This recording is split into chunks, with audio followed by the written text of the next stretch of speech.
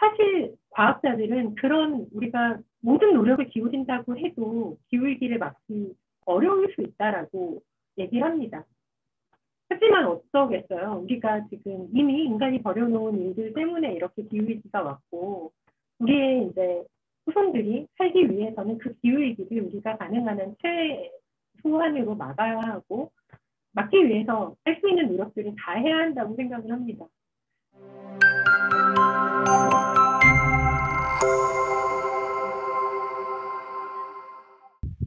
네, 안녕하세요. 저는 녹색정치랩 그래라는 작은 연구소를 하고 있는 이현정이라고 합니다. 저는 전공을 학부에서는 환경공학을 전공을 했고요. 대학원에서는 이제 환경관리라는 조금 더 포괄적인 내용으로 전공을 했고, 그 중에서도 경관생태학이라고 하는 생태학은 생태학인데 사람들이 사는 도시나 이런 공간 분석을 하고 그 영향을 어떻게 미치는지 이런 것들을 주로 연구를 하고, 특히 그 중에서도 도시 하천 쪽을 많이 이제 연구를 했던 사람이고요. 네, 최근에는 이제 심각해지는 기후위기를 해결하는 방안들이나 이런 것들을 이제 사람들에게 어떻게 알려나갈지 고민을 같이 하고 있습니다. 그래서 오늘 네, 이 기후위기와 정의로운 전환이라는 제목으로 강의를 맡게 됐고요. 네, 이러한 내용을 잘 전달하도록 최선을 다해 보겠습니다. 네, 반갑습니다. 직접 만나지 못하지만. 네. 아마 여기 계신 분들은 다들 기후위기의 원인이 뭔지는 알고 계실 거예요. 기후위기의 원인이, 그러니까 기후위기라는 것이 있는가, 그 자체에서부터 사실은 많은 논란이 있었습니다. 이게 뭐 인간의 어떤 활동에 의한 기후위기가 아니라 자연스러운 지구의 기후 변화 상의 어떤 한 점에서 나타나는 일시적인 현상이다라고 주장하는 과학자들도 예전엔 있었지만, 지금은 대부분의 과학자들이 다 기후위기가 명확하게 존재하고, 심지어 이제 이틀쯤 전에는 세계의 과학자들이 우리가 매우 지금 심각한 상황에 놓여 있다라는 그런 공동의 성명을 발표하기도 했습니다. 그리고 그런 과학자들은 기후위기의 원인은 명확하게 화석연료다라고 얘기를 하고 있어요. 이제 석탄과 석유, 그리고 이제 아래 보면 이제 석유 안에 들어있는 다양한 물질들의 어떤 화학식이 들어가 있습니다. 보면은 아시겠지만 석탄과 석유 그리고 천연가스까지 모두 다 이제 탄화수소라고 얘기를 하죠. 탄소와 수소와 결합되어 있는 그런 성분들이 주를 이루고 있습니다. 보시면 탄소는 수소에 비해서 탄소의 비율이 더 높고 석유는 그거보다는 좀 수소의 비율이 높죠. 천연가스의 주성분을 이루는 메탄은 탄소 알갱이 하나에 수소가 4개 붙어 있는 형태로 탄소의 비율보다 수소의 비율이 훨씬 높은 게 특성입니다. 근데 이런 이제 화석연료가 형성이 되는데 걸리는 시간은 보통 이제 추정을 하기로는 2억 년 내지 5억 년 전쯤에 이제 지하에 묻힌 뭐 동식물의 사체나 뭐 해양에 있던 미생물들의 사체나 이런 것들이 오랜 시간 동안 지구의 저 아래쪽에서 열과 압력을 받아서 석탄, 석유가 되었다. 그리고 이제 천연가스가 되었다. 이렇게 보통 얘기를 합니다. 이 얘기를 드리는 것은 석탄과 석유가 형성되는 데는 엄청나게 오랜 시간이 걸렸다라는 얘기를 드리고 싶어요. 근데 그 반면에 우리가 얘네를 꺼내 쓰는데 걸린 시간은 얼마 안 됐죠. 석탄은 증기기관차가 개발된 이후에 본격적으로 대량으로 꺼내 쓰기 시작했다라고 보는데 그렇게 잡아도 300년이 되지 않았습니다. 그러니까 수억 년이 걸려서 이렇게 형성이 된 화석연료를 인간이 꺼내 쓰는 데는 불과 몇백 년도 안 됐다라는 거죠. 근데 석탄 같은 경우에 약간 좀 차이가 있지만 석유 같은 경우에는 그래도 지구에 매장되어 있는 양의 한 절반 정도는 인류가 이미 꺼내 썼다라고 보통 봅니다. 요새 이제 해상시추까지 해서 그러니까 예전에는 육지에서만 석유를 뽑았지만 최근에는 이제 바다에서 바닥 아래서도 석유를 시추를 해서 채굴을 하는데 그러면서 엄청난 뭐 연안 오염 사건도 있었고 뭐 그랬죠. 그런 것까지 다 합치고 새롭게 유전이 발견되기는 하지만 그런 걸 다 감안하더라도 우리가 화석연료를 기반으로 한 지금의 문명이 계속 유지될 수는 없다라는 것이 이제 과학자들의 지배적인 생각입니다. 근데 그 이유가 제가 어렸을 때만 해도 뭐 석유가 언제 고갈될 것이냐, 뭐 이런 식으로 이제 얘기를 많이 했어요. 근데 최근에는 이 화석연료가 고갈되는 것보다 화석연료를 우리가 지하에서 꺼내서 에너지를 얻느라 얘네를 태워서 태우면 어떻게 되나요? 탄소는 이산화탄소가 되고 수소는 높은 온도에서 보통 되기 때문에 물 중에서도 그러니까 수증기의 형태로 배출이 됩니다. 그래서 이렇게 이 화석연료를 꺼내 쓴 결과로 대기 중의 이산화탄소 농도가 너무 높아져서 인류가 더 이상 살아가기가 어려운 환경이 될 것이다. 그러니까 석유가 고갈되기 전에 그 한계가 먼저 올 것이다라고 예측을 하고 있습니다. 그래서 이제 화석연료 기반의 사회를 벗어나야 된다. 탈탄소 사회로 가야 된다라는 얘기를 하는 게 이제 기후위기에 대응 방안으로 얘기가 많이 되고 있습니다. 보시면 그렇다면은 우리가 인류가 이 화석연료를 꺼내 써서 얼마만큼 이산화탄소 농도가 높아졌느냐? 이게 이제 킬링 박사라는 사람이 연구한 그 그래프예요. 하와이의 마우나루아에서 이제 초창기부터 이제 연구를 시작을 해서 1958년인가 정도부터 이제 연구를 시작을 해서 이산화탄소 농도를 예측하기 시작했습니다. 계절별로 오르락내리락이 있긴 하지만 전체적으로 보면은 쭉 올라가고 있다라는 걸 보실 수 있죠. 근데 그 올라가는 정도가 생각보다 굉장히 급격합니다. 보시면 최근에는 더 급격하게 올라가고 있는데요. 제가 대학교에 환경공학과 입학한 게 98년도예요. 그러니까 20몇 년, 그러니까 한 23년 정도 됐는데 그때만 해도 이제 환경공학과에 들어가서 대기오염 개론이라는 학문을 배우면서 대기 중에 이산화탄소 농도가 얼마다라고 외웠냐면 350 ppm이라고 외웠어요. 보시면 이제 1990년대 후반 정도 보시면 한 350에서 조금 더 높은 정도로 왔다 갔다 하고 있는 걸 알 수가 있습니다. 하와이의 마우나루아가 우리나라보다는 약간 높은 걸로 알려져 있어요. 어쨌든 간에 이 350 ppm 정도라고 제가 한 23년 전에 외웠는데 불과 한 세대를 보통 30년이라고 얘기하잖아요.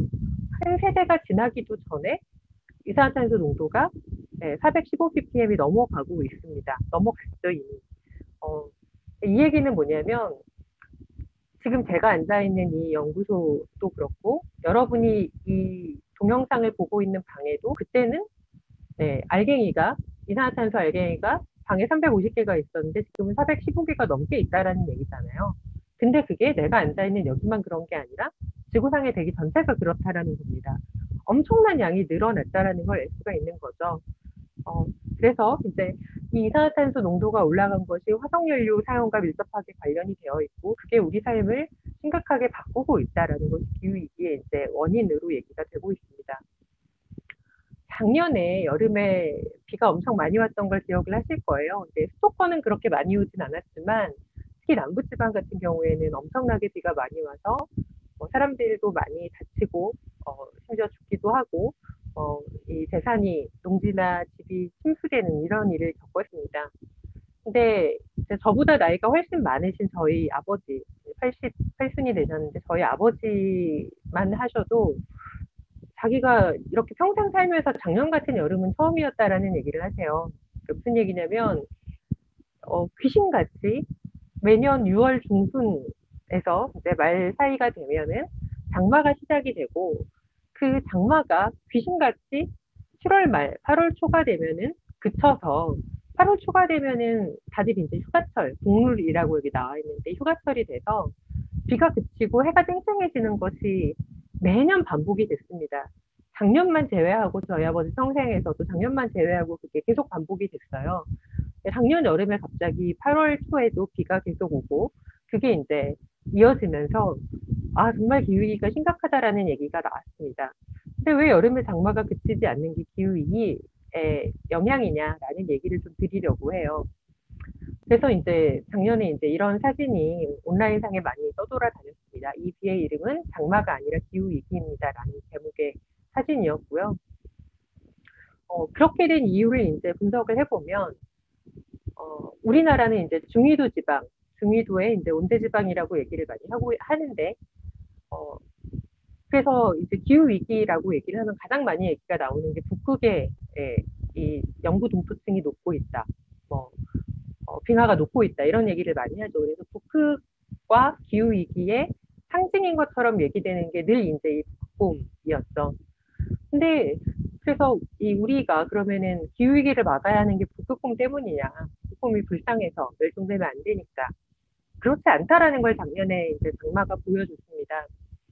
작년에 장마가 보여준, 그러니까 이렇게 길어진 비가 보여준 것을 한마디로 얘기하자면, 우리나라의 기후는 북극의 기후와 밀접하게 관련이 있다라는 걸로 정리를 할 수 있을 것 같아요. 그러니까 원래는 이렇게 북극의 차가운 기운을 이렇게 가지고 있는 폴라보텍스라는 이런 그 흐름이 있고, 제트 기류가 그걸 다시 이제 감싸고 있습니다. 근데 이제 북극의 기온이 따뜻해지기 시작한 거죠. 북극의 기온이 따뜻해지면서 얘네가 원래 여름에 우리한테 미치는 영향이 달라지기 시작했다라는 겁니다. 그러면서 최근의 온난화로 북극의 해빙이 많이 녹으면서 북극 상층의 온도가 따뜻해지고 그러면서 중위도 우리나라 위의 상공과 온도 차이가 적어진 거예요. 그러면서 제트 기류가 약해지고 불규칙해졌기 때문에 세계 주요 곳곳에서 여러 가지 기후가 달라지는 이렇게 현상이 나타나고 있다라는 겁니다. 보시면 여름철의 장마는 쉽게 말하면 두 개의 성질이 다른 기체 덩어리, 기단이라고 하죠. 기체 덩어리가 꽝하고 부딪히는데 이렇게 부딪히는 경계선이 생겨서 그 선을 우리가 장마전선이라고 부릅니다. 그래서 건조하고 차가운 이렇게 북쪽의 기단과 뜨겁고 습한 태평양 고기압이라고 하는 이 두 개의 거대한 기단이 꽝하고 부딪혔을 때 우리가 이제 바깥은 추운데 안에서 난방을 하면 유리창에 습기가 맺히는 것처럼 전선이 생겨서 비가 내리게 되는 거죠. 근데 이게 이 위에 차갑고 건조한 공기 덩어리가 힘이 세지면 이 전선이 어떻게 될까요? 네, 이렇게 아래로 밀고 내려오겠죠. 그래서 서울이나 중부지방에는 비가 안 오고 남부지방과 제주도에 비가 왔다가 이 북태평양 고기압이 힘이 세지면 반대로 힘이 세지니까 확장이 되면서 이 장마전선이 북쪽으로 올라가면서 중부지방에 비가 오고 남부지방이나 제주도는 비가 안 오는 그런 상태가 이제 됩니다. 그러니까 장마전선이 오르락 내리락 하는 것은 두 개의 거대한 기체 덩어리가 힘겨루기를 하면서 얘가 우세했다가 반대로 얘가 우세했다가 이게 왔다 갔다 하면서 이렇게 오르락 내리락 하는 과정이라고 얘기를 드릴 수 있어요. 근데 그러다가 8월 초가 되면 북태평양 고기압이 힘이 훨씬 세집니다. 그러면서 이 북태평양 고기압이 밀고 올라가면서 우리나라는 완전히 북태평양 고기압의 영향 하에 이렇게 놓이게 됩니다. 그렇게 되면은 비가 더 이상 오지 않고 해가 쨍쨍한 휴가철에 이렇게 맑은 날씨가 이어지게 되는 게 이제 보통의 이제 상황이었던 거죠. 작년은 이 북태평양 고기압이 충분히 힘이 세지지 못하고 이 북극과 이렇게 연관되어 있는 북쪽의 기단이 상대적으로 힘이 셌던 거죠. 그러면서 북태평양 고기압이 확장이 되지 못하고 계속 이 장마전선이 우리나라 상공에 머물러 있었던 거기 때문에 이런 현상이 벌어졌다고 얘기를 드릴 수 있습니다. 근데 그 얘기는 뭐예요? 우리나라는 중위도 지방으로 열대 지방의 어떤 기후와 북극의 기후 그 사이에서 힘겨루기 하고 있는 그 중간에 있다라는 거죠. 그렇기 때문에 이런 기후의 문제는 단순히 어떤 국지적인 문제가 아니라 전 지구적으로 서로 다 영향을 주고 받는 문제다라고 얘기를 드릴 수 있습니다. 근데 이제 그 기후위기의 영향을 보면 이게 이제 올해 7월 초에 독일에서 벌어진 일이에요.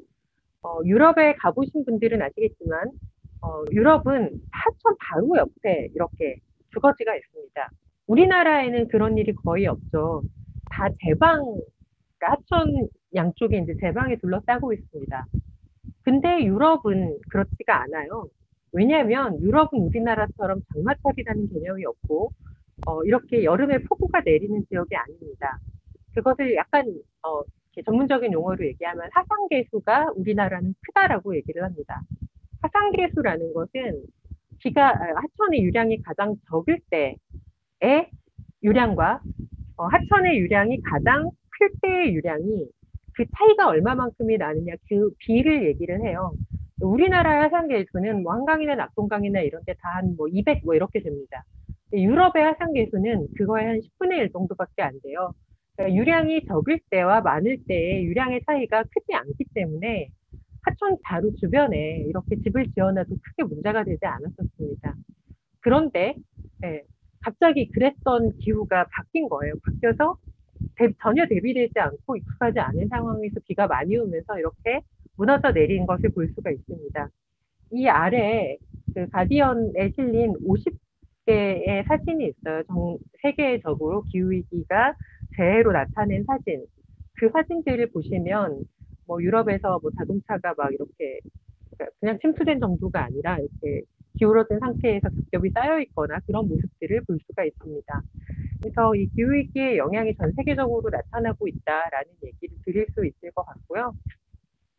근데 그러니까 보시면은 올해 이렇게 비 피해가 크게 나기는 했지만 유럽은 원래 그런 나라가 아니었습니다. 최근에 이제 좀 그런 경향이 생기기 시작을 했어요. 근데 유럽은 제도적으로 가장 먼저 지금 이 기후위기를 대응을 하고 있어요.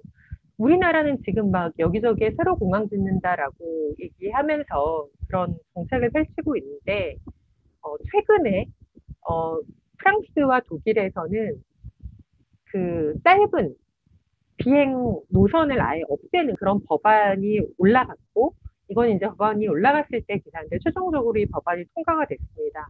그래서 프랑스 하원에서 열차로 2시간 30분 이내에 갈 수 있는 곳은 아예 그냥 그 비행 노선을 없애버린 거예요.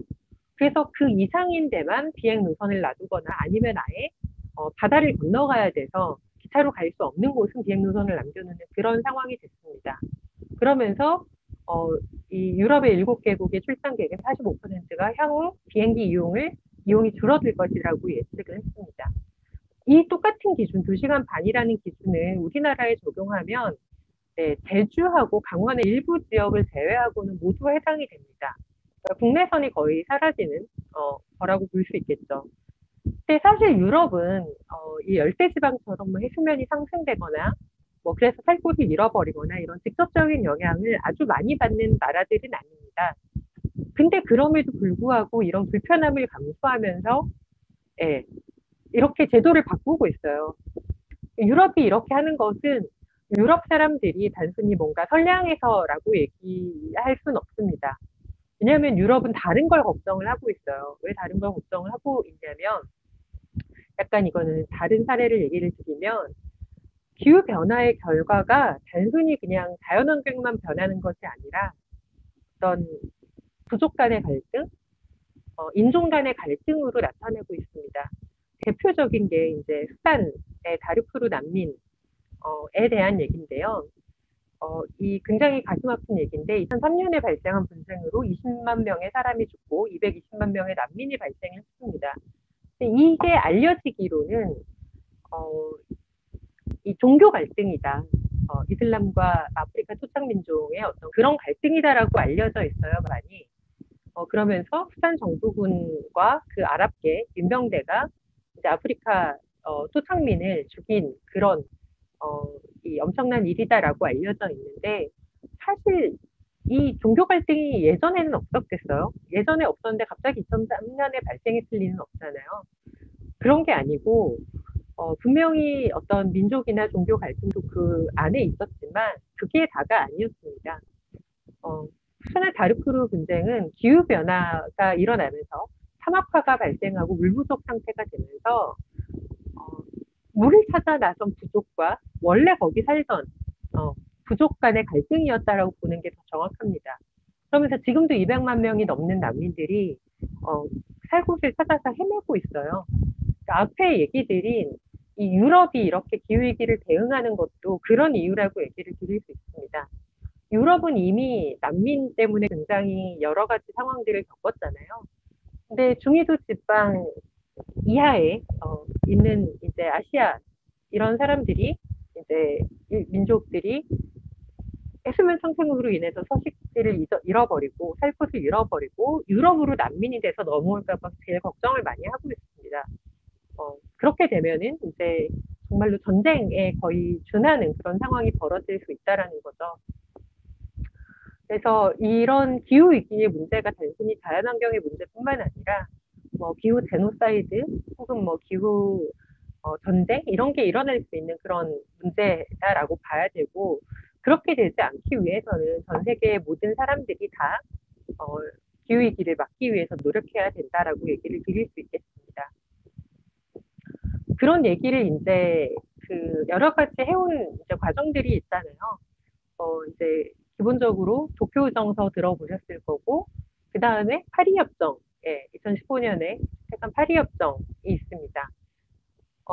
도쿄 정서와 파리 협정의 차이는 도쿄 정서는 선진국들에게만 되게 강한 의무를 부과했고, 파리 협정은 좀 더 자율적이지만 모든 나라들이 다 차별적으로, 그러니까 선진국에는 좀 더 큰 책임을 지우지만, 뭐 개발도상국이나 저개발 국가들도 일정 부분 자기들의 이렇게 가능한 상황 안에서 노력을 하기를 요청하는 그런 것이었고요. 또 하나의 가장 큰 차이는 교토 의정서 같은 경우에 가입한 나라들이 많지 않았어요. 미국도 가입을 하지 않았었고요. 왜냐하면 가입하면 제재를 받게 되니까.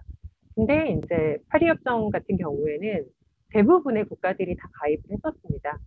그랬다가 이제 트럼프가 대통령이 되면서 파리협정에서 탈퇴를 했다가 다시 이제 바이든 대통령이 이제 재가입을 이제 요청을 해놓은 상태입니다. 그 방금 얘기 드린 교토정서와 파리협정 말고 사람들이 잘은 모르는 많이는 알려져 있지 않은 부분이 하지만 굉장히 중요한 게 이제 2018년도 바로 우리나라 인천에서 있었던 48차 IPCC 총회를 얘기를 드릴 수 있습니다. 이 총회가 중요한 의미를 가지는 것은 이 협의체 총회에서 채택한 1.5도씨 특별보고서라고 불리는 기후 지구 온난화에 대한 1.5도씨 특별보고서라고 불리는 이 보고서 때문입니다. 그 전에 파리 협정까지만 해도 산업화 이전보다 평균 온도가 1.5도씨 올라간 기준하고 2도씨 올라간 기준하고 두 가지 기준이 이제 같이 적혀 있었어요. 산업화 이전보다 2도씨 이상 상승하지 않도록 하되 1.5도씨 선을 넘지 않도록 노력한다. 라고 약간 애매하게 두 가지 기준이 같이 적용이 되어 있었습니다. 근데 그 2018년에 채택한 이 보고서에서는 1.5도라는 기준이 왜 중요한가? 우리는 왜 1.5도씨를 달성하기 위해서 최선의 노력을 다해야 되는가를 명확하게 한 그런 보고서였습니다. 그러면서 1.5도씨와 2도씨 상승의 차이가 매우 확고하다라고 표현을 하고 있습니다. 그렇다면, 네, 산업화 이전보다 1.5도, 2도라고 얘기를 했는데 지금은 산업화 예전보다 얼마나 올라갔을까요? 평균 온도가. 네, 뭐 약간 이 추정의 차이는 있지만 1.1도 정도 이미 올라간 상태라고 얘기를 합니다. 1 내지 1.2도 정도, 1.0 내지 1.2도 정도 이제 그 사이에서 올라갔다라고 평가를 하는데요. 그럼 1.1도씨라고 봤을 때 우리에게 남아있는 온도가 기준이 1.5도냐 2도냐의 차이가 엄청 크죠. 왜냐하면 남아있는 온도가 1.5도 기준으로 하면 0.4도밖에 안 남아있는 거예요. 2도라고 하면 0.9도가 남아있는데 그렇기 때문에 사실 달성하기가 엄청 쉽지 않은 그런 기준입니다. 이 보고서의 주요 내용은 이제 보시면 특히 이제 이 결정적으로 아까 이제 유럽에서 기후 난민들을 되게 걱정하고 있다라고 얘기했잖아요. 근데 2도씨에 비해서 1.5도씨 이내로 우리가 막을 수 있다면 해수면 상승의 위험에 처해서 자기가 살 곳을 잃어버리는 사람의 수를 1,000만 명 줄일 수 있다라고 얘기를 하고 있습니다. 난민을 1,000만 명 줄일 수 있다라는 얘기예요. 그러니까 엄청난 차이죠. 그러니까 이런 전쟁이나 어떤 민족 종교 갈등을 줄일 수 있는 기회가 아직 남아 있고 그렇기 때문에 우리는 1.5도씨 이내로 제한을 해야 된다라는 얘기이기도 합니다. 그거 말고도 차이가 엄청 커요. 생태계에 대해 영향도 엄청 크고 어떤 뭐 이 산호초나 이런 여러 가지 저 보고서가 꽤 두꺼운데 그 보고서 전체에 걸쳐서 1.5도씨가 올라갔을 때와 2도씨가 올라갔을 때 어떤 차이가 있는지를 비교해 놓고 있습니다. 나중에 한국어로 번역된 보고서도 있으니까 한번 찾아보시면 좋을 것 같습니다. 어쨌든 우리는 그래서 1.5도씨 이내로 온도 상승을 막기 위해서 최선을 다해야 된다라고 얘기를 했는데 1.5도씨 이내로 제한하기 위해서 우리가 어떤 노력을 해야 되느냐도 이 보고서에서 제시를 하고 있습니다. 뭐라고 얘기를 하냐면 전 세계 이산화탄소 발생량이 2030년까지 2010년 수준에서 약 45% 줄여야 된다. 중요한 수치가 네, 두 가지예요. 2030년까지인데 기준이 언제냐면 2010년 수준에서 네, 45% 감소를 해야 되고요. 2050년에는 순배출 제로, 넷 제로라고 얘기하는 네, 흔히 우리가 이제 탄소 중립이라고 얘기할 수 있는 그런 상태에 도달해야 한다라고 얘기를 하고 있습니다. 이게 정말 근데 쉽지가 않아요. 2010년 수준에서 45% 감소면은 지금은 2010년보다 배출량이 늘어났기 때문에 지금보다는 거의 이제 절반 정도로 줄여야 된다라는 얘기입니다. 네, 쉽지 않은 얘기이지만 가야 될 길이라고 얘기를 하고 있습니다. 그렇다면 이렇게 우리나라 그의 입장에서 탄소를 줄여야 된다라고 얘기하는데 탄소 배출 우리나라가 뭐 얼마나 배출을 해요? 이렇게 얘기를 많이 할 수 있습니다. 하지만 많이 배출하고 있어요. 이 기사가 아마 2019년 기사인가 그럴 텐데요. 기사가 아니라 연구 그 기준 연도가 2019년 기준인가 그럴 텐데 213개 국가 중에서 우리나라 탄소 배출량이 9위입니다. 이 전년도까지는 8위였어요. 근데 한 등수 떨어졌다고 네, 약간 좋아하는 기사가 났었습니다. 근데 사실 자랑스럽지 않은 수치죠. 근데 물론 이게 무조건 그냥 배출량 순위로만 볼 수는 없습니다.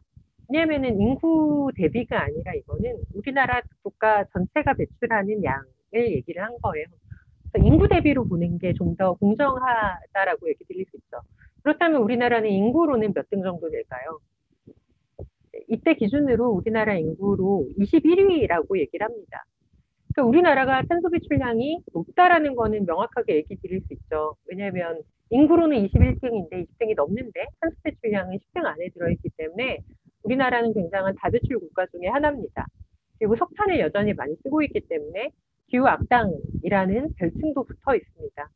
그 불명예를 이제 극복해야 되는 상황인 거죠.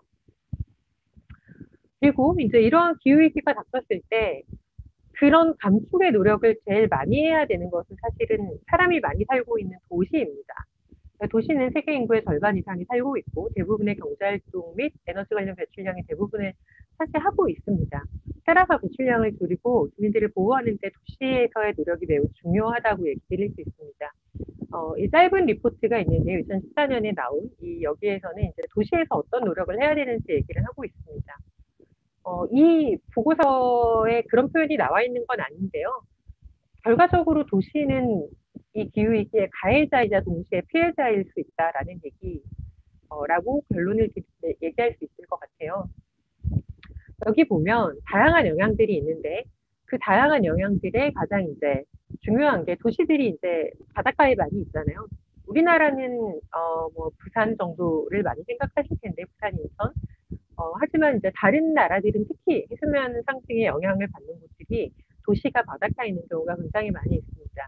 해수면 상승이 도시에 미치는 가장 큰 영향이고요. 그다음에 식량 위험도 있습니다. 그래서 이 해수면 상승의 위험을 우리가 이 기후 적응이라는 입장에서 보면 해야 될 일들이 조기 경보 시스템을 개선하고 해안 기반 시설을 강화하고 상당한 수준의 구역 조정, 뭐 주요 서비스 재배치 포함 이것은 어떻게 보면 우리가 바닷가 바로 앞까지 뭐 건물을 짓고 도시를 개발해 놨다면 그걸 약간 안쪽으로 호퇴시켜야 된다라는 것까지 포함이 되는 겁니다. 대피 및 위기 대응 관리 뭐 이런 얘기들이 나와 있고요. 식량 위험에 대해서는 도시 및 도시 근교 농업 지원하기 위해서 녹색 지붕, 우리나라는 옥상 정원이라고 표현을 하죠. 지역 시장 및 강화된 사회 안전망, 위협받는 해양 기반 자원을 대체하기 위한 뭐 내륙 양식, 뭐 이런 것들을 포함한 대체 식량 자원을 개발해야 된다라는 얘기도 같이 나옵니다. 기상재해 가장 이제 기후위기 하면은 떠올리기 쉬운 그런 문제죠. 기반 시설을 강화해야 된다 기본적으로. 그러니까 지역 내 이주, 상습 침수구역이나 이런 데는 사실은 사람이 더 이상 살지 않는 게 원칙적으로 맞을 수 있어요. 지금 사람이 살고 있는 곳이라고 해도 기후위기 시대에는 사람이 살지 못하도록 바꾸는 게 맞을 수 있습니다. 지역 내 이주, 폐수, 우수 및 유출 기반 시설을 관리하는 것, 연료, 물, 식량 비축을 포함해서 더 나은 비상조치를 해야 된다. 비상재해를 대비해서 이런 것들이 이제 대안으로 얘기되고 있습니다. 도시에서 또 가장 영향을 많이 받는 부분이 기온 상승인데요. 예, 도시는 특히 이제 최근에 이 7월달 얘기 많이 나왔던 게 열돔 현상이죠. 예, 도시 주변에 이렇게 어, 뜨거운 공기가 갇혀 있는 현상들이 일어납니다. 그래서 도시 계획 열 관리 전략의 개발을 위해서 녹지구역, 바람 회랑, 녹지 지붕 및 물 관련 시설을 포함해서 이제는 더 이상 여름에 이 뭔가 뜨거운 열을 많이 받을 수 있는 방식으로 건축을 하면 안 된다는 건축 법규를 개선해야 된다라는 얘기까지도 나오고 있습니다. 그리고 취약한 인구가 사용하는 기반 시설을 보다 보건력 있게 레질리언스라고 얘기하는 그런 회복탄력성이 있게 만들어야 된다라고 얘기를 하고 있습니다. 또 불안정한 수당 공급이 될 수 있기 때문에 물 재활용 및 종수 사용을 장려하고 유출수를 관리하는 방식 그리고 새로운 수원을 개발하는 것, 그다음에 저장시설 및 자율적으로 구동되는 물 관리 및 처리 인프라를 만들어야 된다. 이런 것들이 이제 도시에서 해야 되는 대안으로 얘기가 되고 있습니다. 도시별 1인당 탄소 배출량을 비교를 한번 해볼게요. 네. 비교를 해보면 이 그래프가 되게 많은 것들을 보여줍니다. 동아시아 102개 도시를 비교해 봤더니 1인당 탄소 배출량을 비교를 해보니까 1등이 인천이에요. 원주가 7등이고 수원은 17등이고 서울은 21등입니다. 네. 어떻게 보면 재밌는 결과죠. 네. 이 그래프를 보면서 우리가 알아야 되는 게, 그러니까 좀 이렇게 캐치해야 되는 게 두 가지 정도가 있습니다. 하나는 뭐냐면요. 이 도시별 1인당 탄소 배출량이라는 것은, 동아시아 102개 도시 중 이렇게 되어 있는데, 주요한 도시들을 뽑아서 비교를 하는 건데요. 그 도시에서 배출되는 모든, 생활에서 혹은 산업에서 배출되는 거를 다 계산을 한 다음에, 그걸 인구로 나눈 겁니다. 그러니까 그 얘기는 뭐냐면, 인천 사람들이 소비를 막 과하게 해서 1인당 탄소 배출량이 높은 게 아니고요. 인천의 산업 부분이 굉장히 크게 영향을 미친 거예요. 원주나 수원도 마찬가지고요. 이따가 뒤에 나올 텐데 인천은 굉장히 탄소를 많이 배출하는 산업이 인천 이 산업의 주요 근간을 이루고 있습니다. 바로 석유화학 산업이에요. 네. 그래서 인천은 그런 석유화학 산업 때문에 1인당 탄소 배출량이 높은 거고요. 원주는 강원도에 온갖 이 공업 시설이 몰려있기 때문에 높은 거고요. 수원은 거기에 있는 이제 모 기업이 있습니다. 네, 그 기업이 굉장히 큰 공장을 가동하고 있기 때문에 굉장히 이제 배출 순위가 높은 걸로 나와요. 네, 그래서 이렇게 도시별 탄소 배출량을 보면 산업이 굉장히 지배적인 요소다라는 걸 알 수가 있고요. 두 번째로 알아야 되는 것은 이게 산업을 제외하고 어떤 일반 사람들의 소비 수준이나 이런 거하고 탄소 배출량은 비례할 수밖에 없습니다. 그래서 이따 뒤에 나올 텐데 잘 사는 나라들의 탄소 배출량이 높아요, 당연히. 근데 서울이 21위인 것은 뭘 의미하냐면 서울 사람들이 이 생활 수준이 높지가 않아서가 아니에요. 그게 아니고 서울은 소비만 하는 도시이기 때문에 그래요. 생산을 하지 않고. 그래서 인천이나 원주, 수원보다 더 뒤로 나와 있는 겁니다. 그렇다면 서울이 책임이 없느냐? 서울 사람들이 책임이 없느냐? 그렇지 않은 거죠. 이를테면 제철소가 있는 저 광양이나 포항에서 만든 그런 이 결과물을 가장 많이 쓰는 데도 국내에서는 서울이고, 네, 인천에서 만든 석유화학 산업에서 만든 그런 걸 또 가장 많이 하는 많이 소비하는 도시도 서울이에요. 무슨 얘기냐면 서울은 소비만 하고 그 생산의 책임은 다 다른 지역에서 지고 있고 어떻게 보면 이제 외부화 시켜놨다라고 얘기를 드릴 수 있다라는 거죠. 그래서 이 도시별 1인당 탄소 배출량을 보면 두 가지 정도의 함의를 알 수가 있습니다. 그러면은 방금 제가 얘기를 드리기로 탄소 배출량에 가장 지배적으로 영향을 미치는 게 산업이라고 얘기를 드렸어요. 우리나라에서는 이거는 이제 그 2017년도 기준으로 해서 총 960개의 기업이 온실가스 배출량을 공시하도록 되어 있습니다. 있습니다. 근데 상위 10%의 기업이 87%의 온실가스를 배출을 하고 있어요. 이거 약간 뭔가 이렇게 어디서 들어본 얘기 같지 않으세요? 약간 이 우리나라의 그 어떤 소득 수준별 이거를 보면 이렇게 칵테일 형태로 있습니다. 그래서 상위 1%, 뭐 10%의 부자가 뭐 얼마만큼을 소유하고 있다라고 얘기하는 거랑 비슷하게 이 탄소 배출에 있어서도 빈익빈 부익부라고 얘기할 수 있는 현상이 실제로 나타나요. 그래서 보시면 상위 10% 기업이니까 96개의 기업이 87%의 온실가스를 배출하고 있습니다. 그 96개 기업 중에 27개는 발전 에너지 기업이고요. 18개는 석유화학, 아까 얘기 드렸던 인천이 1등이 된 이유 석유화학 기업이고, 시멘트 기업이 8개, 철강 기업이 5개, 정유 기업이 5개, 이렇게 뭐 되어 있습니다. 그러면 이 중에서 상위 10%가 87%의 온실가스를 배출하고 있다고 했는데, 상위 1%는 어떨까요? 네, 상위 1%의 기업이 온실가스 중에 절반 이상을 배출을 하고 있습니다. 제가 일부러 1번은 지금 비워놨는데요. 2등부터 6등까지는 다, 이거는 제가 수정을 했어야 되는데, 한국전력공사, 한전의 100% 자회사입니다, 다. 그러니까 다 에너지, 전기를 만드는 그런 회사들이 2등부터 6등까지 차지하고 있고요. 네, 7등 현대제철, 8등 쌍용, 양회공업, 시멘트 회사, 그 다음에 포스코 에너지, 현대그린파워 이렇게가 이제 10등까지 차지하고 있습니다.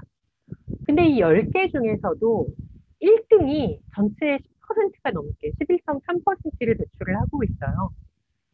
제가 아까 얼핏 언급했는데 1등은 포스코입니다.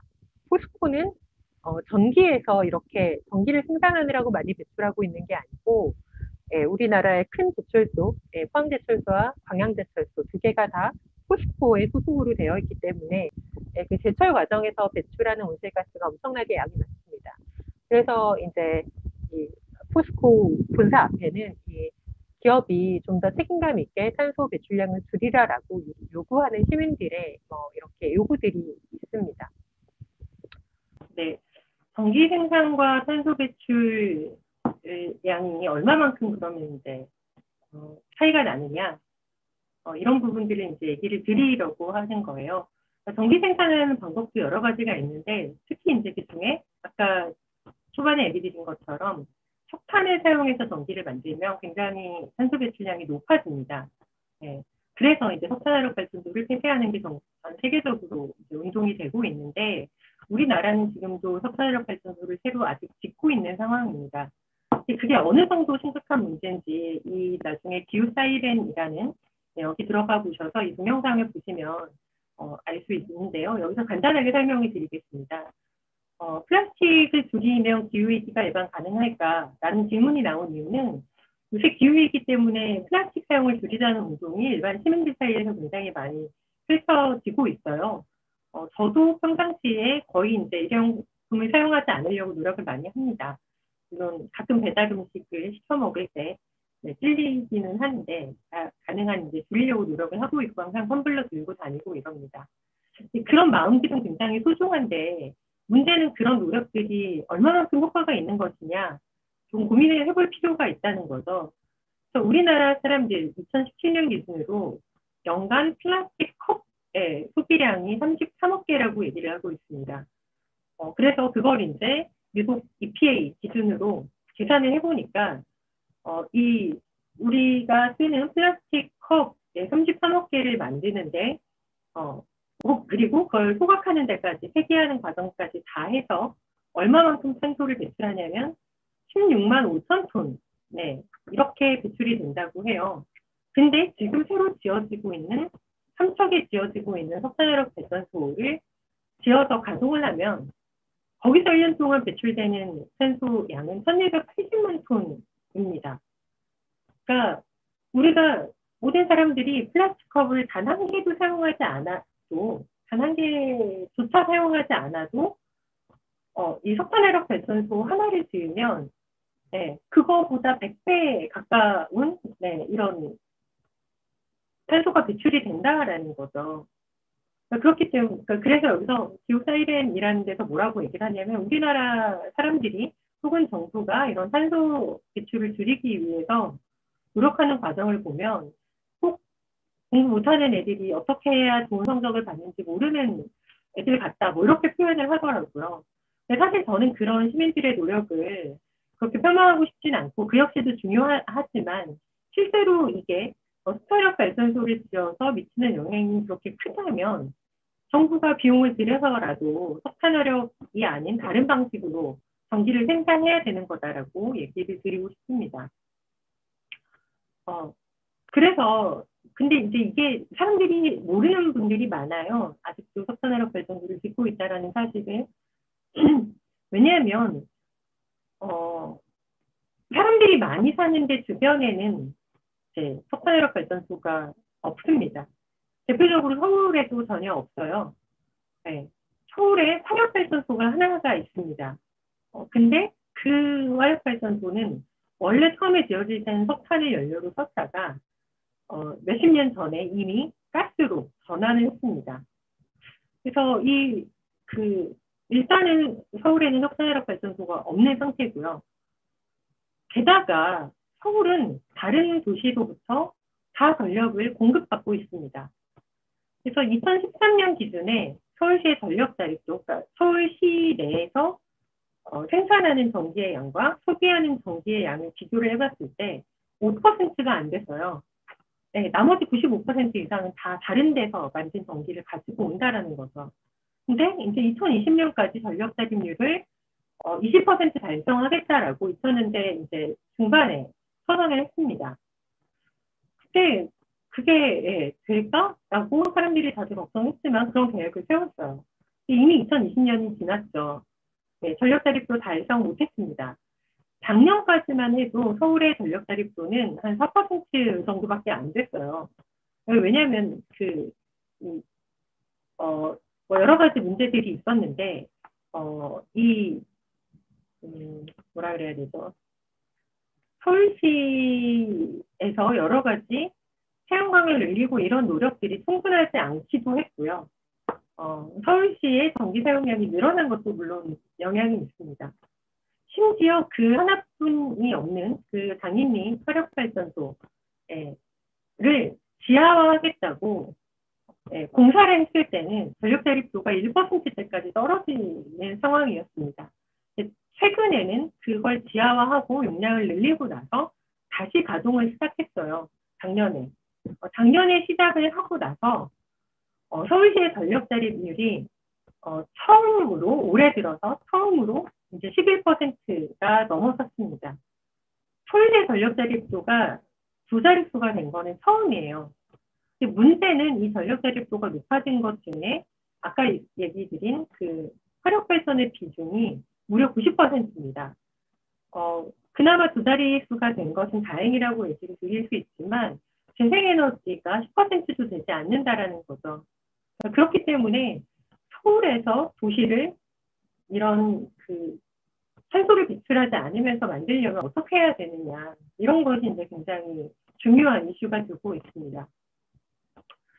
더 중요한 얘기는 이게 지금 송산탄만 440개, 뭐 한전이 건설하는 동해안 승합형 송전선로 건설 사업이라는 얘기가 나오는데 이 기사의 아래 보면은 뭐라고 이렇게 나와 있냐면 동해안 발전역의 수도권 공급이 목적이다라고 얘기가 나옵니다.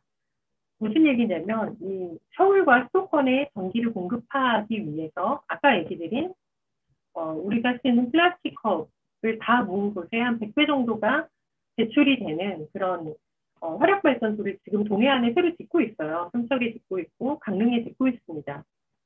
거기서 생산한 전기는 거기에서 쓰지 않아요. 수도권으로 보내야 되는 전기입니다. 그러기 위해서 동해안에서부터 강원도에다가 이렇게 쭉 송전탑을 엄청나게 지어야 되는 거예요. 그래서 강원도 주민들이 뭐 홍천 군청 앞에서 그리고 여의도에 와서 이렇게 송전탑 반대 운동을 하고 있는 사진입니다. 그래서 이런 전기에 대해서 우리는 좀 다른 이제 시각을 가져야 돼요. 어디에서 만들어서 어디에서 쓰는가. 석탄화력 발전 자체도 없어져야 되는 것인데 그것이 없어지지 않는 이유 중에 하나는 사람들이 별로 안 사는 데다가 짓습니다. 사람들이 별로 안 사는 데다가 지으면서 거기에서 나오는 전기를 또 멀리 송전을 해야 돼요. 그것도 굉장히 손실이 있고 별로 바람직한 방향은 아니라는 거죠. 기후위기 시대에 가장 중요한 것 중 기준 중에 하나는 전기를 어디에서 만들어서 어디에서 쓰는가라는 그런 기준이 추가가 되어야 된다라고 생각을 합니다. 방금 이제 좀 전반적인 얘기를 드리면서 어떤 우리나라에서 어떤 부분에서 탄소 배출량이 많고 어느 도시가 뭐 탄소 배출량이 많고 이런 얘기를 쭉 드렸어요. 이제 남은 시간 동안은 한국의 대응이 어떠한가, 그리고 앞으로 우리가 해야 될 일은 무엇인가 이런 얘기를 좀 드리려고 합니다. 이게 이제 2018년에 발표가 된 2030 국가 온실가스 감축 로드맵, 감축 경로를 보여주는 그래프입니다. 이 그래프를 보시면 잘 보셔야 될 게, Y축의 기준이 0에서 시작하는 게 아니라 400에서 시작해요. 그래서 보면 이 아래 400만큼 더 있다는 걸 감안하고 봐야 합니다. 보시면 이 까만 선은 실제로 2010년부터 2015년까지 우리나라 배출한 그 온실가스 양을 계산하는 거예요. 근데 이제 2030년까지 우리가 얼마만큼 줄일 것이냐라는 계획을 세우는 데 있어서 여기 나와 있는 이 빨간색 선은 BAU라는 기준입니다.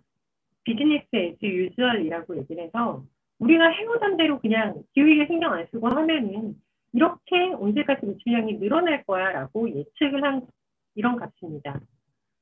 2018년에 우리가 그 계획을 세운 것은 이 BAU 기준으로 얼마만큼 줄이겠다라는 계획을 세웠어요. 네. 그래서 보시면 이 BAU 기준으로 2010년 대비가 아니라 BAU, 2030년 BAU 대비 37%를 줄이겠다라고 제출을 했어요, 유엔에. 보시면 여기에서 이만큼 감축하겠다라는 건데 그게 총 배출량의 37%를 줄이겠다, BAU 기준으로 이렇게 얘기를 했습니다.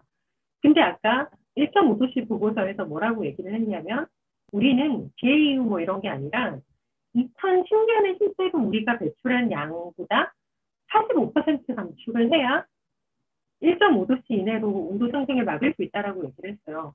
그래서 실제로 우리가 2010년도에 배출한 양과 비교를 해보니까 이걸 기준으로 하면 모든 수단을 다 써도 19%밖에 감축을 못하는 겁니다. 그래서 19% 감축하겠다라는 계획을 제출했다고 볼 수 있고요. 근데 문제는 여기에 이 계단으로 되어 있는 게 감축 경로, 이걸로 이만큼 감축하겠다라는 거를 나타낸 겁니다.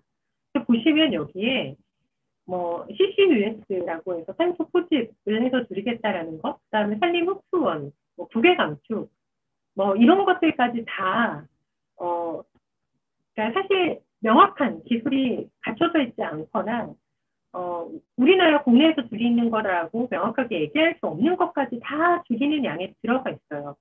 이런 양을 사실 제외시키는 것이 맞습니다. 그걸 다 제외하고 나서 2010년 기준으로 얼마만큼 줄이겠다라는 계획이냐면 한 6% 정도밖에 안 돼요. 2010년 기준 우리는 45%를 줄여야 온도 상승을 1.5도씨로 맞출 수 있는데 우리나라가 이때 제출한 계획은 6% 줄이겠다라는 계획에 다르지 않다라고 이제 평가할 수 있다라는 거죠. 근데 2018년에 세운 기준은 그랬어요. 근데 이제 그 다음 정부가 들어서면서 굉장히 많이 이제 탄소 얘기를 했습니다. 그래서 2050년 탄소 중립 전략을 이렇게 작년 말에 내놨고 또 우리나라가 5년에 한 번씩 유엔에 NDC 국가 온실가스 감축 목표를 다시 제출을 하게 돼 있어요. 이 탄소 중립 전략이 나온 그 비슷한 시기에 작년 말에 우리가 이 NDC를 다시 유엔에 제출을 했습니다. 사람들이 기대를 많이 했죠. 그 전에 이 감축 목표 올린 것보다 당연히 더 강화해서 제출을 했겠지라고 생각을 했지만 실제 제출한 결과를 보면 이걸 먼저 보여주면 네, 유엔에서 네, 빠꾸 먹었습니다. 좀 네, 쉽게 얘기를 하면 왜 그랬냐면 기준만 2017년 배출량 기준으로 바꿨지 실제로는 산정 방식만 바꾸고 목표치는 기존 목표치와 동일하게 냈어요. 2018년에 냈던 그런 한 6% 수준을 감축하겠다라는 값을 낸 거예요. 그러고 나서 더 강화하겠다라고 얘기는 하고 있지만 얼마만큼 강화할지 구체적인 계획을 아직 제출하고 있지 못한 상황입니다. 그래서 우리나라의 온실가스 감축 정책은 사실 거의 납치성으로 평가를 받고 있습니다. 이대로 가면 우리 다 같이 굉장히 힘든 상황이 될 수밖에 없다라고 유엔이 얘기하고 있고 우리는 지금 가지고 있는 계획보다 훨씬 더 강하게 감축할 계획을 제출을 해야 되는 상황입니다. 아까 제가 그냥 넘어갔는데 여기서 그러면 탄소 중립이라고 얘기하는 넷제로라고 얘기를 하는 그게 우리가 얼마만큼 줄여야 되는 상황이냐라고 그 얘기를 잠깐 드릴게요. 탄소 중립이라고 얘기를 하는 것은 우리나라의 총 배출량을 이제 계산을 합니다. 지금 2017년도 기준으로 해서 이 7억 톤 정도를 이제 배출을 하고 있어요. 근데 그 총 배출량이 이제 이 파란색 그래프입니다. 근데 우리나라에 숲이 있고 농경지가 있고 이렇잖아요. 그래서 이런 토지 이용, 그러니까 큰 탄소를 흡수하니까 랜드 유즈, LULUCF라고 되어 있는 것은 랜드 유즈 and 랜드 유즈 체인지 and 포레스트리 해서 토지 이용 및 토지 이용 변화 및 임업 부분에서 얼마만큼 흡수하는지 그 양을 계산을 합니다. 그게 이 아래 마이너스로 나타나 있는 주황색 그래프예요. 배출하는 거에 비해서 우리나라 국토가 흡수하는 양은 정말 얼마 안 되죠. 2017년 기준으로 했을 때 이 차이가 17배 정도 차이가 납니다. 그래서 순 배출량은 이 배출하는 거에서 흡수한 양을 뺀 이만큼이 순 배출량이 되는 거예요. 근데 사실 이 흡수량을 늘리는 것은 굉장히 쉽지 않습니다. 우리나라의 숲의 면적의 비율이 한 60%가 넘는데 그만큼의 면적으로도 이 흡수량이 이 정도밖에 안 되는 거예요. 근데 배출하는 양은 그 17배인 거죠. 탄소 중립을 이루겠다는 것은 배출량과 흡수량이 똑같아지게 하겠다는 것이기 때문에 배출량을 한 7분의 1 가까이 줄여야 된다는 것으로 얘기 드릴 수 있습니다. 탄소 중립이라는 상태가 정말로 쉽지 않은 상태라는 것을 보여주는 그래프죠. 그래서 이제 해동책에 대해서 얘기를 해봐야 되는데요. 이 영화 다들 아시죠? 저도 매우 좋아하는 영화인데요. 이 어벤져스에 나오는 타노스라는 이제 이 빌런을 보면 얘기하는 내용을 보면 환경론자입니다. 왜 환경론자냐면 건틀렛을 끼고 딱 하면 이 전 우주성의 모든 파퓰레이션의 절반이 사라지잖아요. 왜 그래야 된다라고 생각을 하냐면 우린 너무 자원을 낭비하고 있고 그렇기 때문에 이제 이거를 남아있는 사람들만이라도 행복하게 살려면 절반이 없어지는 게 훨씬 더 낫다라고 얘기를 합니다. 저는 이게 실제로 가능하다면 그것도 나쁘지 않을 수 있을 것 같아요. 왜냐하면 여기서 전제가 전 우주의 포퓰레이션의 절반이 사라지는데 그 남아있는 절반은 그 사라진 절반이 존재했었다라는 사실 자체를 기억도 못하고 또 랜덤하게 없어집니다. 어떻게 보면 기회의 평등이 주어진다라고 얘기할 수 있는 거죠. 근데 현실은 제가 이 얘기를 드리는 것은 현실이 이거보다 더 나쁘다라는 얘기입니다. 왜냐하면 지금의 이 기후위기에 책임이 없는 사람들이 더 먼저 피해를 보고 살 곳을 잃어버리고 있어요. 그래서 기후위기는 굉장히 저는 평등의 문제다라고 생각을 합니다. 일단 빈부불평등의 문제가 명확하게 나타나요. 촉방촌이나 이런 데서 매년 여름에 온열 질환으로 돌아가시는 분들이 매우 많습니다. 촉방촌은 에어컨은커녕 창문 환기할 수 있는 창문조차 없는 데가 많이 있어요. 성별 간 불평등도 나타납니다. 여성들이 일하는 일터나 그 삶의 공간이 더 기후위기에 취약한 곳이 많습니다. 가장 큰 불평등은 세대 간의 불평등이에요. 왜냐하면 지금의 기성세대들은 기후위기 신경 안 쓰고 막 이렇게 그냥 기술만 가능하다면 전기도 펑펑 쓰고 산업도 엄청나게 발전을 시켜놨습니다. 근데 기후위기가 이렇게 대두가 되면서 우리가 받고 있는 지금의 메시지는 뭐냐면 허용 가능한 탄소 배출량이 정해져 있고 그 양의 이미 대부분 소진했다라는 겁니다. 이 허용 가능한 탄소 배출량을 다른 말로 하면 카본 버짓이라고 얘기를 합니다. 네. 뭐 탄소 예산 이렇게 번역을 하기도 하고요. 네. 근데 이걸 대부분 소진했기 때문에 이 아래 그래프를 보시면 이 출생 연도에 따라서 자기 생애 전 이렇게 태어났을 때부터 죽을 때까지 배출할 수 있는 탄소의 양이 이 한 1950년생 정도까지는 이미 배출한 양을 나타낸 거라면 이 빨간색, 파란색 그래프로 나타나 있는 것은 그 이후에 출생한 사람들이 평균 기온 상승을 1.5도 이내로 제한하기 위해서는 이만큼 탄소 배출량을 줄여나가야 된다라는 의미의 그래프입니다. 이거는 더 급격한 건 1.5도씨로 제한하려면이고요. 빨간색은 그거보다 약간 더 여유가 있고 2도씨 이내로 제한하려면 줄여야 되는 그런 그래프를 얘기를 합니다. 근데 보시면 1.5도씨 기준으로 했을 때 2017년에 태어난 사람은 1.5도씨 이하로 기온 상승을 억제하기 위해서는 1950년에 태어난 사람보다 8분의 1밖에 탄소 배출을 못한다라는 얘기인 거예요. 근데 지금의 이 기후위기를 초래한 거는 이 지금 태어난 사람들이 아니잖아요. 최근에 태어난 사람들이 아니라 그 전에 태어난 사람들입니다. 이 사람들은 펑펑 떴어요. 근데 그래놓고 이 이후에 거기에 책임이 덜한 사람들에게 그 책임을 지우고 있다는 거죠. 이게 그레타 툰베리가 유엔에 가서 연설한 내용입니다. 자기들은 책임도 없고 심지어 지금의 정책을 결정한 권한조차 없는데 왜 이 책임을 우리가 져야 되느냐. 어른들이 기성세대가 좀 더 큰 책임을 져라라고 얘기를 한 거죠. 사실 지금 이 강의를 듣는 분들도 이제 뭐 부모님과 이제 이 자녀들의 입장이 많이 다를 수 있습니다. 탄소 배출량을 8분의 1로 줄여야 된다는 것은 물론 기술을 발전시켜서 완전히 우리 삶의 질이 8분의 1까지 낮아지지는 않더라도 어느 정도 우리 삶에 꼭 필요한 것만 남기고 필요 없는 것은 점점 없애나가야지 가능한 얘기예요.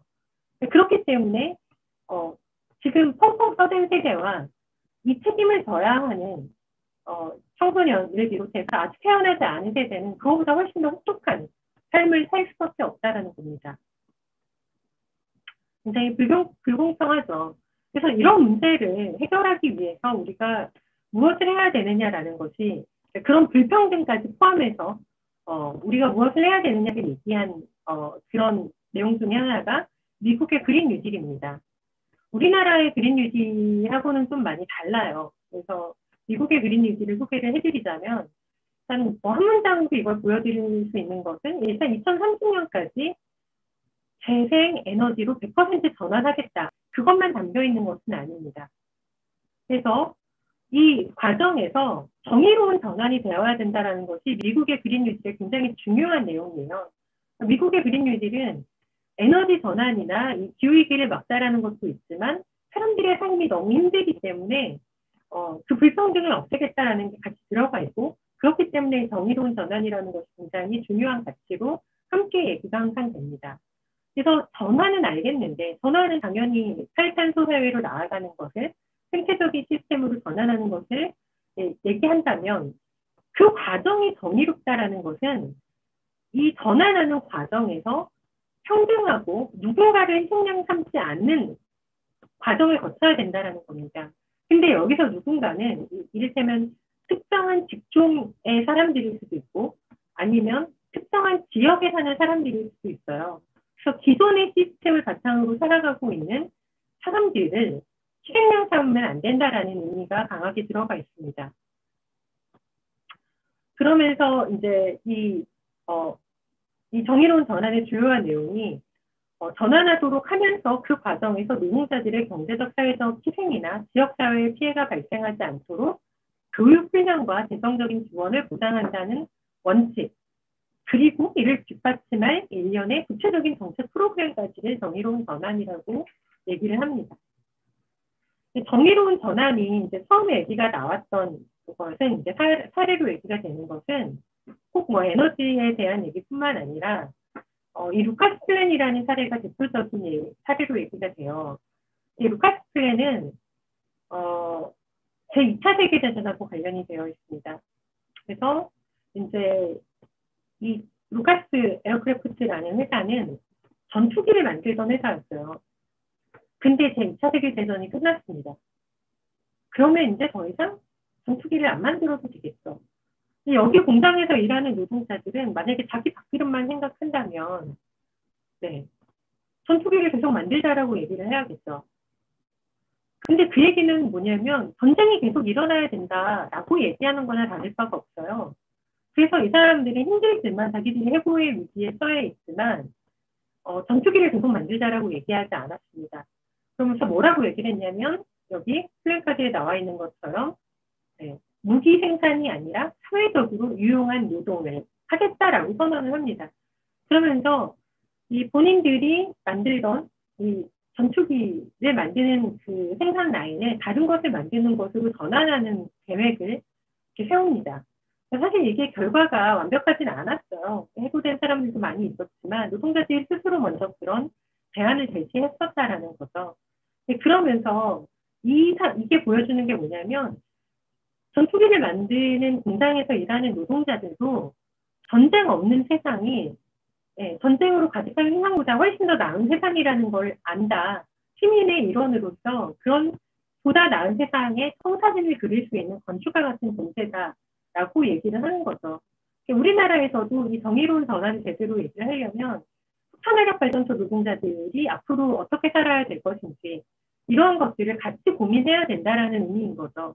그리고 그런 공장들, 석탄화력 발전소든 아니면 뭐 자동차를 만드는 회사든 그런 공장들을 기반으로 돌아가는 도시를 그 지역 경제를 어떻게 할 것인가를 같이 고민해야 된다는 의미이기도 합니다. 그래서 이제 그린 뉴딜 얘기는 일단 가장 기본적으로 저탄소 경제로 전환하는 여러 가지 이제 배출량을 줄이는 계획들이 있고요. 그 다음에 그것만 들어가 있는 게 아닙니다. 우리나라의 그린 뉴딜은 그 부분에 너무 초점이 맞춰져 있는데 여기서는 깨끗한 물과 공기에 관한 기본권을 보장한다던가 미국 고유의 경관을 복원한다던가 습지나 녹지를 복원한다던가 아니면 농지의 토지를 복원한다던가 이런 것들이 다 이 그린 뉴딜의 내용에 들어가 있습니다. 그것뿐만 아니고요. 도시의 지속 가능성과 회복 탄력성을 강화하는 내용도 들어가 있습니다. 특히 뭐 2040년까지 도심지 배출 폐기물을 0으로 만들겠다라거나 뭐 교통체계 및 대중교통의 현대화 이런 것들까지 다 우리 삶의 시스템을 바꾸는 얘기가 다 이 그린 뉴딜과 정의로운 전환에 들어가 있고요. 환경 정의 표준과 일자리 질 표준을 만족하는 그런 신규 일자리를 만들어내면서 경제를 보다 녹색, 친환경적인 방향으로 옮기겠다라는 얘기를 하고 있습니다.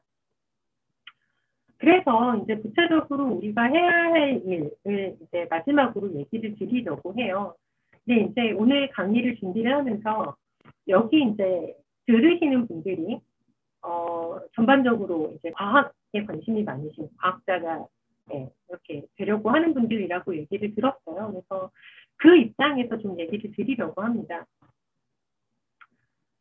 일단 코로나19도 지금 우리 사회가 굉장히 많이 변했죠. 이게 언제 끝날지도 사실은 장담할 수 없는 상태고 기후위기는 사실은 이제 코로나19보다 더 우리 삶을 많이 바꿔놓을 겁니다. 그러면서 이제 사회적, 생태적 생산 관계가 반드시 변화해야 한다라는 인식이 커지고 있다라는 얘기를 하고 있습니다. 이 종델란 푸스라는 교수가 이런 얘기를 이제 했고요. 그레타 툰베리가 한 얘기도 비슷해요. 우리가 지금의 이 시스템 안에서 해결책을 찾는 것이 불가능하다면 우리는 시스템 자체를 변화시켜야 된다라고 얘기를 하고 있습니다. 그래서 우리는 지금하고는 완전히 다른 새로운 세상으로 이행을 해야 기후위기 시대에 적응을 할 수도 있고 한편으로는 다른 한편으로는 기후위기가 더 심각해지지 않고 완화될 수 있는 방향으로 나아갈 수 있다는 거죠. 그러려면 드러내고 다시 평가하고 다시 정의하는 과정을 거쳐야 된다고 생각을 합니다. 그 중에서도 이 과학자들이 할 수 있는 것은 해야 되는 것은 무엇을 기준으로 다시 평가할 것이냐, 그 기준을 바꾸는 일을 해야 된다고 저는 생각을 합니다. 그 평가의 기준에서 우리가 많이 놓치고 있었던 게 지구의 한계예요. 지구라는 시스템의 한계를 놓치고 있었기 때문에 지금의 기후위기가 유발이 됐습니다. 지속 가능한 개발 혹은 지속 가능한 발전이라고 하는 이 용어는 많이 들어보셨을 거예요. 근데 이 단어가 그냥 지속 가능한 발전이라고만 번역이 되면서 많은 오해가 있어요. 이 용어는 발전을 지속하겠다라는 얘기가 아닙니다. 그 얘기가 아니고 환경적으로 건전하고 지속 가능한 개발이에요. 무슨 얘기냐면 환경적으로 지속 가능하다. 지구의 한계 안에서만 개발해야 된다는 겁니다. 그런 의미에서 생태 발자국이라는 개념이 제안이 되고 있습니다. 많이 계산을 하고 있는데요. 근데 이 생태 발자국이라는 것은 지구의 한계를 어떻게 인식을 하고 있냐면 일단 우리가 지구 생태계를 어떤 방식으로 나타내는지를 보여드리면 일단 저는 이 방식을 별로 좋아하진 않습니다.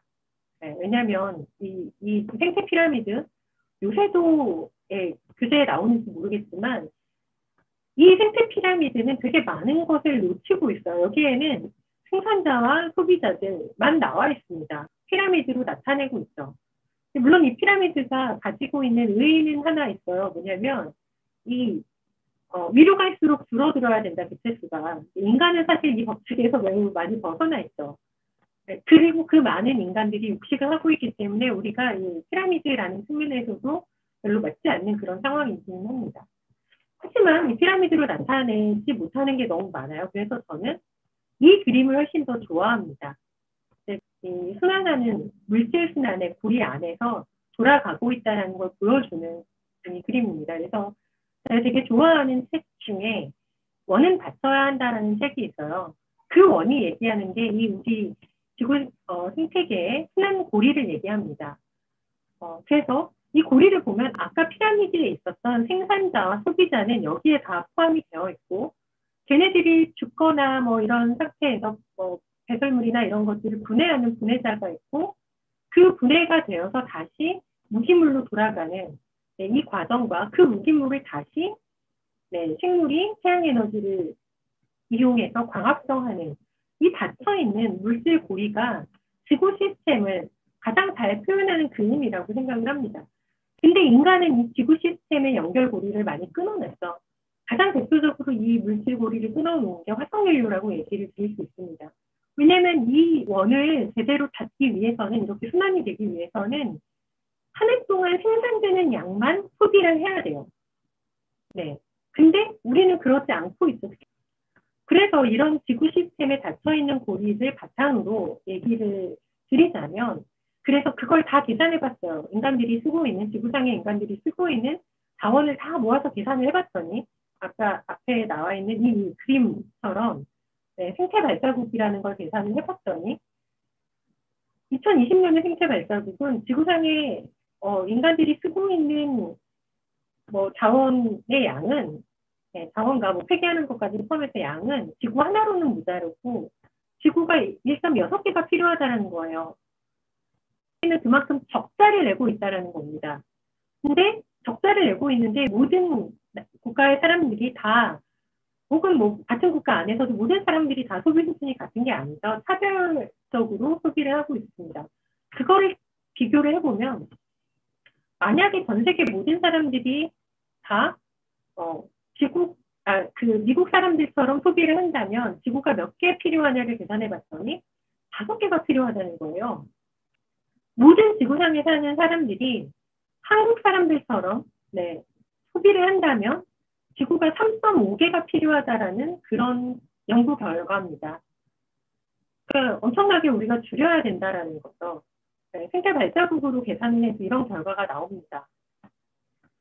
그거를 약간 다르게 얘기를 하면 이제 월급을 매달 25일 날 받으면 그 다음 달 25일까지 적절하게 나눠 써야 되는데 적자가 난다라는 건 이를테면 다음 달 10일 정도가 되면 이미 통장에 돈이 없어서 나머지 15일 정도는 돈을 빌려서 살거나 저금해 놓은 걸 꺼내서 살아야 된다는 걸 의미하는 거죠.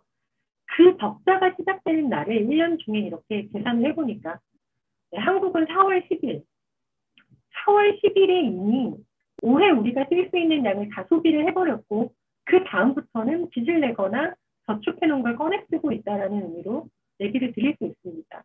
그러니까 과학적으로 분석을 해보니까 이렇다라는 거예요. 우리는 이거를 적자가 안 나도록 생태 적자가 누적이 되면 결국 우리는 생태적으로 파산할 거다라는 결국 경고를 과학자들이 하고 있기 때문에 적자를 줄여나가다가 결국은 적자를 더 이상 내지 않는 사회로 이행을 해야 된다는 겁니다. 그런 것들이 대단하는데 과학자들의 역할이 굉장히 중요하고요. 재밌는 것은 적자가 시작되는 날이 거의 계속 빨라져 왔는데 이렇게 작년에서 올해 이제 다시 좀 늦어졌어요. 왜일까요? 코로나 때문입니다. 코로나 때문에 이렇게 그 적자가 시작되는 날이 늦어졌는데 우리 사회는 그 사이에 어땠나요? 다들 막 가게들이 문을 닫고 다 죽어가고 있잖아요. 그러면서 막 하루라도 빨리 코로나가 풀려야 경기가 살아난다 이렇게 얘기하고 있습니다. 근데 기후위기가 본격적으로 시작되면 코로나 때문에 이 강제적으로 감축한 것보다 훨씬 더 큰 사회적인 변화를 우리는 강제적으로 당할 수밖에 없습니다. 그러기 전에 우리는 먼저 선제적으로 기후위기에 대응을 하는 방안을 찾아야 된다는 거죠. 그래서 이게 지금까지 이제 이 환경과 관련된 내용들이 개념이 매우 빠르게 변화해왔습니다. 여러분들이 아마 환경단체 중에 이름을 한 번씩은 들어보셨으면 환경운동연합이라는 단체가 있습니다. 그 단체 이름이 원래 환경운동연합이 아니었어요. 공해추방연합, 그래서 공추련이라고 불렀습니다. 원래는 이제 공장 불뚝에서 나오는 막 이런 공해 물질들이나 이렇게 관에서 나오는 폐수나 이런 것들에 대한 이제 반대 운동이 굉장히 이제 중요한 운동이었습니다. 반공해 운동에서부터 시작을 했다가 이제 친환경 운동으로 좀 개념이 좀 더 업그레이드가 됐죠. 그러다가 최근에는 생태적이다라는 말이 많이 쓰이고 있습니다. 이 친환경과 생태적이다라는 개념의 차이는 인간 중심성을 얼마만큼 버리느냐의 차이예요. 환경이라는 단어는 환자가 둘러싸고 있다라는 뜻이죠. 인간을 중심에 놓고 인간을 둘러싸고 있는 것에 관심을 가지는 게 친환경이라는 개념입니다. 근데 생태라는 것은 인간도 어떤 굉장히 특수하지만 어쨌든 동물의 한 종으로서 이 생태계의 일원으로 살아가고 있다라는 입장에서 아까 그 생태 순환고리에 편입되어야 된다라는 의미를 담고 있습니다. 그래서 우리는 이제 생태적인 방향으로 우리 사회를 바꿔나가야 된다고 최근에 얘기를 하고 있는데요. 그 생태계가 우리에게 주는 것을 이 생태계 서비스라고 얘기를 합니다. 학술적인 용어인데요. 생태계 서비스 중에서 과거에는 이런 공급 서비스, 식량, 물, 자재, 약용자원 이런 것에 대해서만 평가를 해왔다면, 그리고 거기에 이제 최근에는 관광, 어떤 공간의 의미 이런 거를 얘기를 해왔다면 지금까지 제대로 평가받지 못했던 생태계의 기후, 공기질 조절 능력, 탄소 저장 능력, 자연재해 완화 능력, 등등등 그리고 다른 종의 서식처를 제공하는 그런 서비스까지 이런 것들을 제대로 평가해야 된다. 그리고 그것이 기후위기를 극복하는 데 굉장히 중요하다는 얘기가 나오고 있습니다. 그걸 이제 약간 다르게 표현을 해보면 이 생태계 서비스 중에서도 대기 조절 능력, 온실기체 조절 능력 이런 것들을 제대로 평가해서 그 생태계가 우리에게 주는 서비스를 제대로 평가하고 그것들이 훼손되지 않도록 하고 그 능력을 더 증진시키고 이런 것들이 이제 과학자가 해야 되는 역할이라는 거죠. 그러면서 이런 여러 가지 자연재해 조절, 수질 조절, 심식 조절 이런 것까지도 다 우리가 연구해야 될 분야고 기후위기 시대에 더 우리가 연구를 강화해야 될 분야라고 얘기를 드릴 수가 있습니다. 그래서 최종적으로는 과학에서 뭘 해야 되냐면 지금까지 우리는 지구의 한계를 생각하지 않고 이 생산 체계를 굴려왔어요. 그래서 더 많은 에너지를 생산하고 더 많은 화학물질을 만들고 그것을 입력을 해서 더 많은 식량, 더 많은 전기를 만들어내는 것이 지금까지의 시스템이었습니다. 하지만 기후위기 시대에 이 기후위기를 극복하기 위해서는 꼭 필요한 양의 식량, 꼭 필요한 양의 전기를 만들기 위해서 더 적은 에너지를 투입하고 더 많은 화학물질을 투입하는 방향으로 아예 바뀌어야 된다라고 얘기를 할 수 있고요. 이것을 우리는 인력 관리로 전향한다라고 얘기를 합니다. 그러니까 지금까지는 수령을 늘리는데 경제가 성장하는 데만 모두 초점이 맞춰져 있었는데 그러다 보니까 기후위기가 이렇게 걷잡을 수 없이 심각해졌고 앞으로 더 심각해질 상황이다. 그것을 막기 위해서는 우리에게 꼭 필요한 게 얼마만큼인지 계산하고 그것을 더 효율적으로 생산하는 방향으로 바뀌어야 된다라는 얘기를 드릴 수 있습니다. 그리고 또 하나, 아까 얘기 드린 것처럼 제철이나 석유화학 이런 여러 가지 분야에서 탄소가 많이 산업에서 배출이 되지만 아무래도 우리가 직접적으로 탄소 배출이 가장 많은 것은 사실은 전기 생산이에요. 아까 석탄화력 발전소 얘기 드린 것처럼. 그래서 에너지 전환이 또 굉장히 중요한 부분입니다. 에너지 전환을 해야 되는데 당연히 태양광, 풍력 이런 재생에너지로 바뀌어야 돼요. 근데 그게 새로운 갈등을 낳고 있습니다. 그러면서 여기 이제 기사 두 개를 제가 넣어놨는데요. 농촌으로 자꾸 태양광 산업이 가다 보니까 농촌에서 태양광 풍력 반대 연대회의를 발족하고 농촌에 이렇게 태양광이 이렇게 전국토를 지옥으로 만들고 있다 이런 기사까지 나올 정도로 굉장히 크게 갈등을 일으키고 있어요. 그래서 재생 가능 에너지 확대를 할 때 기준이 하나 더 필요하다고 생각을 합니다.